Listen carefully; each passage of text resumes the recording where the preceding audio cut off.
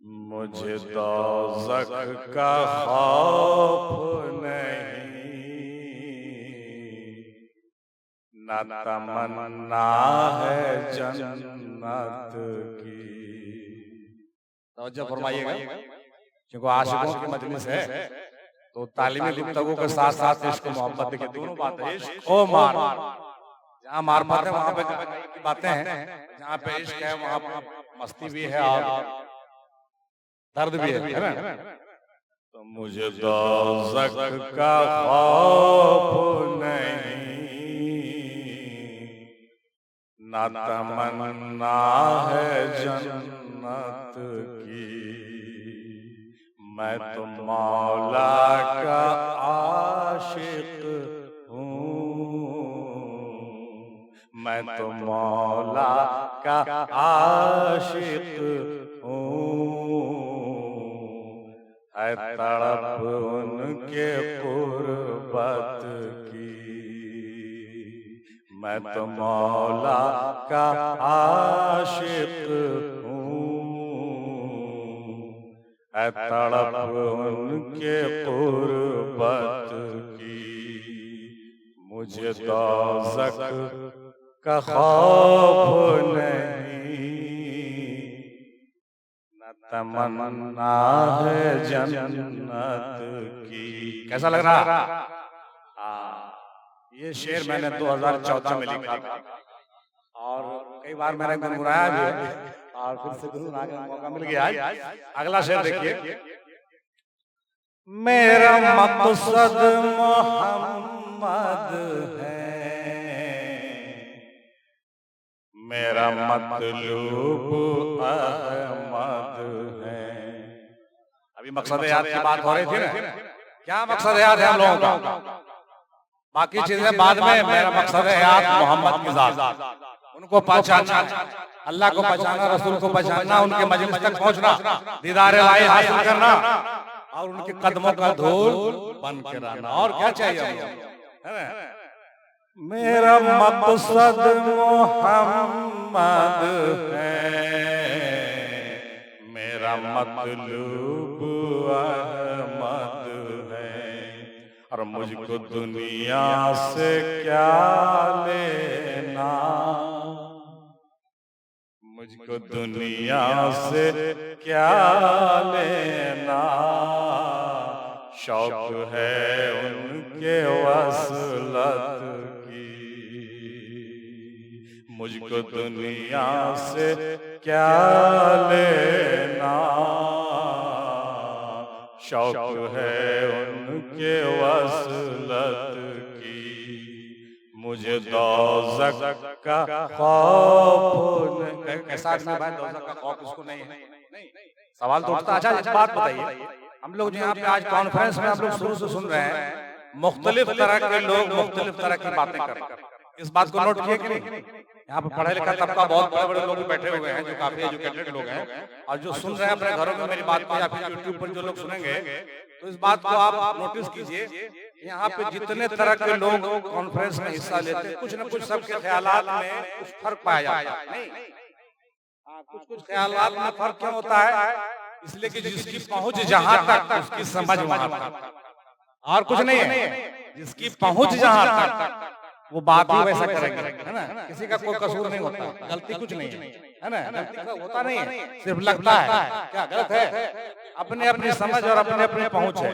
तो उसी चीज को मद्देनजर रखते हुए हम ये बात कर रहे थे कि मुझे दोज़ख का, अच्छा किसी को दोज़ख से बहुत डर लगता है नहीं, लेकिन कुछ लोग ऐसे भी होते हैं हम जैसे लोग, वो कहता है मुझे दोज़ख का खौफ नहीं। आप तो काफिर तक कह दिए अपने कलाम में, आपका तो कलामी काफराना रहा है। आपका कलाम का नाम लिखाएगा काफराना कलाम, माशाअल्लाह। तो वो क्या है? वो इश्क और मोहब्बत में डूब, अगर वो इश्क तो है कुफ्र भी मुसलमानी, न हो तो मर्द मुसलमान काफिर। जहाँ इश्क वहाँ पर कुफ्र की बातें भी जो है मुकम्मल जो है वहदानियत है, मुकम्मल वहदत का सबूत है। और इसको मोहब्बत में कोई गैर और गैरुल्लाह नहीं। वालिद साहब बयान कर रहे थे, नहीं है कोई गैर, बात आई समझ में? कुछ कुछ बातें आप लोग तो पुराने हैं तो नोटिस किए होंगे, बाकी बातें और आप लोग सुनते भी रहते हैं। तो बहुत सी चीजें ऐसी है जो टेक्निकल इशू है। दीनियात के अंदर बहुत सी बातें ऐसी है जो टेक्निकल है। सब बात को ना तो खोल के बयान किया जा सकता है, ना आप उसको समझ सकिएगा और ना आपका दिमाग उसको तो बस सुनते जाइए। जो बात दिमाग में चला जाए उसको रख लीजिए, बाकी निकल ही जाएगा, बाकी अपने आप निकल जाएगा। जो आपके हिस्से का होगा वो आपके दिमाग में देखिए आप हंस रहे हैं। डॉक्टर साहब हैदराबाद से हैं, इनको भी वैसे वैसी बातें जो है उनको खींच करके हैदराबाद में लाई, माशाल्लाह इनको भी बशारत हुआ है। तो इस तरह के बहुत से लोग हैं जिनको ख्वाब में बशारत होता है, कभी कुछ हो जाता है, कभी कुछ हो जाता है। क्यों होता है भाई? इसलिए कि उनकी पकड़ है, उनका अप्रोच वहां तक, उनकी जो समझ है वो कबूल करती है ना, कबूल करती है। जैसे वालिद साहब के भी बहुत सारे बयान यूट्यूब पर अपलोड है ना, बहुत सारे हमारे भी, सबको सब बात तो नहीं अच्छा लगता, लेकिन किसी किसी को कोई बात उसके दिल में नहीं लगेगा। क्यों लगता?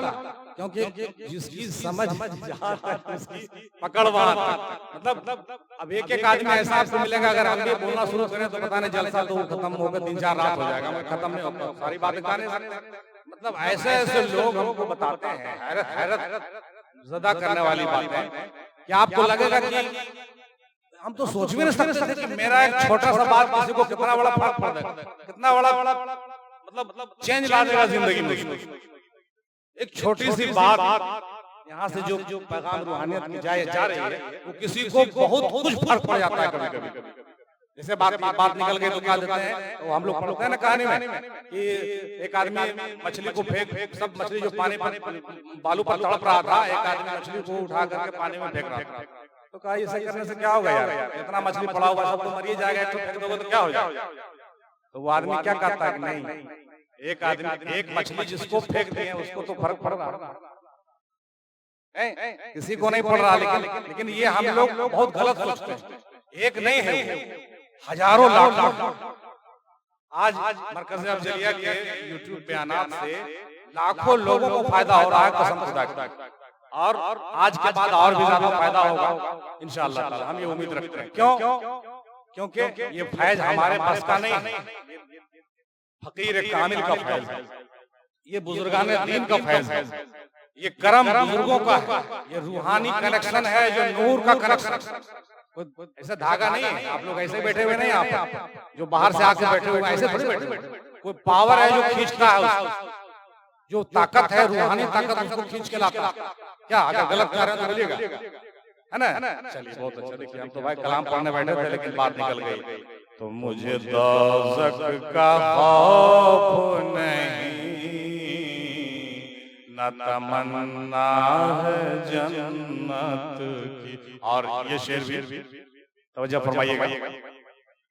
अरे ना इबादत कोई अपना,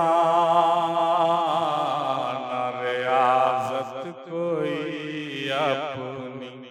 हम तो बिल्कुल सरेंडर कर रहे हैं, है ना? ना इबादत कोई अपना, ना रियाज़त कोई अपनी। अरे मैं हूँ उसके ख्याल में गुम, मैं हूँ उसके ख्याल में गुम। बात है ये मोहब्बत की, मैं हूँ उसके ख्याल में गुम। बात है ये मोहब्बत की, और मैं तो मौला का आशिक हूँ। अच्छा एक बात बताइए, कुछ तो बात होगी हमारे दिल में, हमारे दर्द में, कि दादा हुजूर ने वालिद साहब को बसारत करके हमारे पास भेजा। कह दीजिएगा सही बात है तो, दिल तस्दीक करे तो कह दीजिए, अगर दर्द है तभी तो वालिद साहब को हमारे पास कहा गया कि नहीं अब आप जाके वहां पर बैठिए, उसके साथ बैठना पड़ेगा। क्यों? जरूरत है। और दादा हुजूर को कहीं न कहीं हमारी कोशिश, हमारी मेहनत पसंद आई, कहीं न कहीं हमारी कोशिश और हमारी मेहनत पसंद आई है। अगर नहीं आती तो इसको रिजेक्ट कर दिया जाता और वालिद साहब को यहाँ नवादा नहीं भेजा जाता। ये इस बात की खुली दलील है कि हम अपने नजरियात में हक पर थे और आज भी हक पर हैं और इंशाअल्लाह क़यामत तक हक पर रहेंगे। हक पर है। ये इस बात की दलील देखिए, आपके जीता जागता उदाहरण यहाँ पर है कि दादा हुजूर ने अपने साहबजादे को हमारे बगल में लाके आखिर बिठा ही दिया और आज हम फख्र से कह सकते हैं कि भले कुछ हो या ना हो, लेकिन हमारे वालिद साहब आज हमारे साथ हैं। हमारे दर्द में, हमारे मोहब्बत में, हमारे इश्क में पावर था। अल्हम्दुलिल्लाह पावर था, पावर है और पावर रहेगा। गलत हो तो कहिएगा। अल्लाह हू अकबर।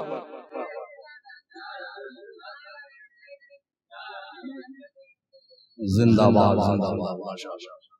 ये अदना सी कोशिश रहती है, लेकिन कबूल हो जाए तो बहुत बड़ी बात। एक शेर और आपके समातों के हवाले, जनाब हाशमी साहब आप तो शौक रखते हैं, सुनिए, फिर आपको मौका देंगे इंशाअल्लाह। देखिए आप अब देखिए माहौल मजलिस का, कोई सोने के लिए तैयार नहीं, कोई भी आदमी नहीं आ रहा। क्यों? बात अब दिल से दिल तलक जा रही है। बात निकलेगी तो फिर दूर तलक जाएगी, अभी और जाएगी। अभी 4 बजने में वक्त है इंशाअल्लाह। सुन ले मेरे रमज़े खफी, सुन ले मेरे सिर्रे नबी, सुन ले मेरे रमज़े खफी, सुन ले मेरे सिर्रे नबी। अब तो राजी हो जा मुझसे, अब तो राजी हो जा मुझसे, है कसम अपनी चाहत की। अब तो राजी हो जा मुझसे, है कसम अपनी चाहत की। मुझे दोज़ख का फिर हम लोगों को, मीम हिंदी के चाहने वालों को, औलिया अल्लाह के चाहने वालों, अरे जन्नत तो अपने बाप की जागीर है, जन्नत अपने बाप की जागीर है। क्या बात है, यूं ही चला जाऊंगा जन्नत में, वो मेरा बाप का घर है। मुझे दोज़ख का खौफ नहीं, न तमन्ना है जन्नत की। मैं तो मौला का आशिक हूँ, मैं तो मौला का आशिक हूँ, है तड़प उनकी कुर्बत की। देखिए इकबाल साहब का तस्वीर लगा हुआ है। ये कंसेप्ट वहीं से हम लोगों को मिला, इश्क और मोहब्बत। दादा हुजूर सरकार में हिंदी फरमाते थे कि वो हमारे रूहानी पेशवा हैं। अब बताइए, रुकी, उनका जमाना 1938 में वो साल फरमा गए दुनिया से, और ये बोल रहे हैं कब? 1990 में। मुलाकात भी नहीं हुई, लेकिन कहते हैं कि वो मेरा रूहानी पीर है। कंसेप्ट समझ में आ गया?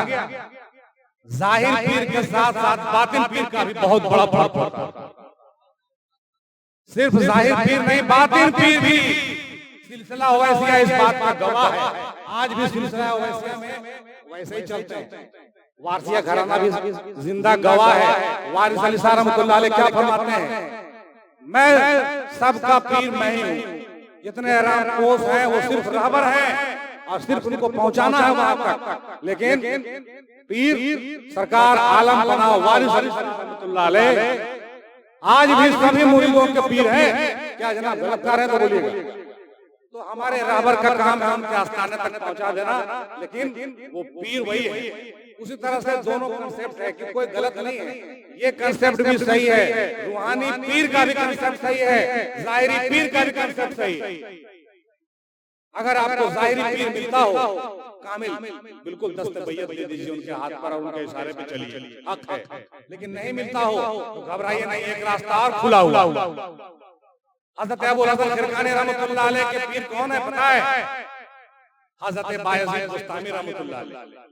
जबकि जमाना एक नहीं है दोनों का, क्या आप तो आलिम भी समझते हैं इस बात को, 100 साल का फर्क है। हज़रत बायज़ीद बुस्तामी रहमतुल्लाह अलैह के 100 साल के वसाल के बाद हज़रत अबू हसन खिरकानी रहमतुल्लाह अलैह उनके मज़ार पर 12 साल जाकर रियाज़त की। 12 साल रियाज़त करने के बाद उनको उनके मज़ार मुक़द्दस से फैज़ आया। कह दीजिए समझ में आया? तो ये भी दूसरा सबूत हम आपके सामने रख रहे हैं कि मज़ार मुक़द्दस से भी फैज़ जारी। और ठारी अभी और हवाला हमारे ज़हन में आ गया, क्योंकि मैं भी इस्लामिक रिसर्चर ही हूँ, पढ़ता रहता हूँ। बाल हमने धूप में नहीं पकाया, बाल मेरे पके हुए हैं, रंगता रहता हूँ, धूप में नहीं पकाया माशाल्लाह। दादा हुजूर का करम है, वालिद साहब की दुआएं हैं कि बचपन से इसी लाइन में हम लोग डूबे हुए। अल्हम्दुलिल्लाह, बहुत फख्र की बात, और इस बात का भी फख्र है हमारे वालिद साहब भी इसमें डूबे हुए, हमारे दादा हुजूर तो कहना ही नहीं, ये फख्र की बात। तो हम ये कह रहे थे एक दलील हमारे हज़रत अल्लामा इकबाल जाहिरी तौर से कहीं किसी कादरी घराने में बैठ हुए थे या नहीं हुए थे पता नहीं, कोई ज्यादा नहीं मिलता है तारीख। लेकिन जब ये चले गए मौलाना रूम के मज़ार मुक़द्दस पर, इनसे उनका जो है क्या कहते हैं उसको फ्रीक्वेंसी मैच हो रही थी। हमारे आजाद भाई कहते हैं फ्रीक्वेंसी मैच होता है। तो कहा भाई हमारे इनके जमाने में कहा भाई कोई नहीं है, कोई ऐसा नहीं जो मेरा उस्ताद बन सके, कोई ऐसा नहीं है जो हमको सिखा सके, मतलब इस तरह का लेवल। तो उन्होंने जो है मशरक़ी मौलाना रूम का मुताला करते करते फ्रीक्वेंसी उनका मैच किया, इनका दिल लगा, चले गए कीनिया। कीनिया में है ना जहाँ उनका मज़ार शरीफ मौलाना रूम का। रवायत में आया कि मज़ार शरीफ पर जब हज़रत अल्लामा इकबाल पहुंचे तो रावी लिखता है कि मौलाना रूम को मज़ार अक़दस से निकल करके इनको गले लगा। मौलाना रूम गले निकल करके आस्थाने से अल्लामा इकबाल को गले लगाए और वहीं पर से उनको अपना सारा फैज़ ट्रांसफर कर। इकबाल ऐसे नहीं बने, अच्छे बहुत से रवायत, बहुत सारे किस्से हैं, लेकिन ये एक पहलू है जो हम आपके सामने रख रहे हैं, ये भी एक बहुत बड़ा पहलू।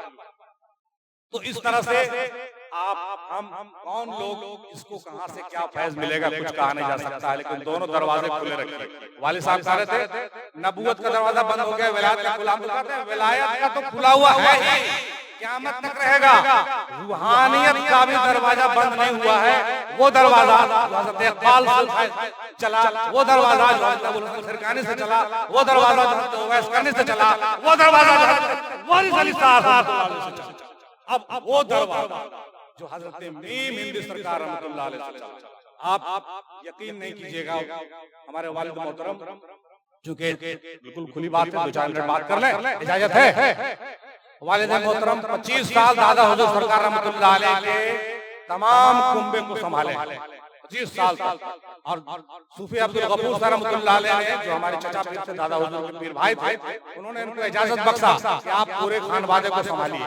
बहुत खूबी से उन्होंने संभाला माशाअल्लाह। बीच में कुछ नजरियाती मसला आ गया या फिर कुछ कहिए कि कुछ जिंदगी का इम्तिहानात कह लीजिए, जो कह लीजिए आप, जिससे कुछ इख्तिलाफात इनसे हमारे भी हो गए। लेकिन अब ऐसा लगता है कि अब दादा हुजूर फिर से वो ड्यूटी इनको देने वाले, कह दीजिए, क्योंकि ये हक है ना, वो ड्यूटी इनका हक है। और जो ड्यूटी हम कर रहे हैं उस पर शायद मेरा हक नहीं हो, लेकिन वो हमारी एक शौक और ज़ौक़ और एक शौक और ज़ौक़ है कि हम लोगों को दादा मीम हिंदी के तालीमात से जोड़ें। हमारा शौक कुछ नहीं है पीरी मुरीदी करने का, कभी नहीं, ना किसी खिलाफत का, ना किसी इजाजत का, ना किसी तमगा का, ना किसी एहराम का, कभी नहीं। कसम खुदा की, आज एलानिया कहते हैं इस बात को, फिर से किसी चीज का शौक हमको नहीं है, लेकिन हमारा बस एक मिशन है, वो दिल में छुपा हुआ है। और वो मिशन हमारे बच्चों के सीनों में भी आ गया, खिलाफत रहे ना रहे, जो है इजाजत रहे ना रहे, लेकिन मिशन अफजलिया बंद नहीं हो। खिलाफत रहे ना रहे, इजाजत रहे ना रहे, विलायत रहे ना रहे, लेकिन इनकी थीसिस, इनके किताबें, इनकी तहरीरें मंजर आम पे आना चाहिए, इनके रिसर्च मंजर आम पे आना चाहिए, इनके खींचे हुए सारे जो अर्थ है, मग़ज़ है कुरान के, मग़ज़ कुरान पब्लिक तक पहुंचना चाहिए, बक्से में नहीं रहना। इस काम के लिए वालिद साहब से माजरत चाहते हैं। भाई इनसे इन मामले में मेरा इख्तिलाफ हो गया। वालिद साहब हमको कहते थे नहीं, पर्दे में रखो, उन खजानों को बांटो मत, ये बिल्कुल सामने हम कह रहे हैं। लेकिन शायद वालिद साहब को भी लगने लगा कि मैं ठीक ही किया है, अब इनको लगने लगा कि ठीक ही किया, और इस बात की मोहर लग गई। दादा हुजूर ने बसारत करके यहाँ भेजिए कि जाके देखो तुम्हारा बेटा वहां पर गुनाह नहीं कर रहा, जाके देखो नवादा, तुम्हारा बेटा जो है मंजर आम पर तमाम चीजों को ला रहा है, तो क्या कर रहा है? हिंदुस्तान में उसका हक है, भारत सरकार हमको परमिशन देता है अपने तालीमात को पब्लिश करने का, लोगों तक पहुंचाने का। अरे भाई एक शेर लिखते हैं हमारे शायर साहब आजाद साहब, तो उसका पैदाइशी हक है पब्लिश होना। एक शायर हमको मिल गए थे, उन्होंने कहा कि भाई हम तो शेर लिखते हैं मगर छपाते हैं, हम बहुत गलत काम करते। उन्होंने कहा अरे शेर का पैदाइशी हक है उसका छपना, आप उसका हक मार रहे हैं। उसी तरीके से इल्म, तालीम, तहकीक, हिकमत आप क्यों उसको बक्सा में रख रहे हैं? लोगों के सामने लाइए, मंथली प्रोग्राम में रखिए, अर्ली प्रोग्राम में रखिए, किताबों को शायद लोगों तक पहुंचाइए, वो उसका हक है। आज हमको खुशी होती है कि जब हम लोगों के बयानात को सुन करके लाखों लोग जब दादा का नाम पुकारते हुए मीम हिंदी कहते हुए नवादा आते हैं, तो लगता है कि चलो किसी काम तो आए, ये फकीर किसी काम आ गया, ये गरीब कोई काम आ गया, वरना क्या है हमारे पास। और हम समझते हैं कि ये हमारे लिए मग़फ़रत का बहुत बड़ा सबब है,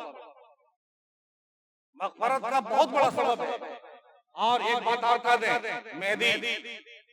मेहंदी लगाने के लिए मेहंदी चाहिए, अलग से मेहंदी चाहिए, लेकिन मेहंदी बांटने वाले को कभी मेहंदी लगाना नहीं पड़ता है। मेहंदी बांटने वाले को मेहंदी लगाना नहीं पड़ता है। बस यही सब चीजों का फर्क था, नजरियाती फर्क, जो कभी कभी डिसमैच हो जाता है, कोई फर्क नहीं पड़ता। वो भी हक थे, मैं भी हक में था, अब हक मिल गया तो और इनकलाब आएगा। कह दीजिए अब तो राजी हो जा मुझसे, अब तो राजी हो जा मुझसे, है कसम अपनी चाहत की, अब तो राजी हो जा। और आखिरी शेर देखिए मुस्तकीम बाबा, आखिरी शेर, ऐ मेराज करोगे क्या। देखिए 2014 में हमारी फिल्म थी, क्या करोगे, ऐ मेराज करोगे क्या, इंतजार है बस उनका, ऐ मेराज करोगे क्या, इंतजार है बस उनका, जरा दीदार तो कर लूं, जरा दीदार तो कर लूं, उनके नूरानी सूरत की, जरा दीदार तो कर लूं, उनके नूरानी सूरत की।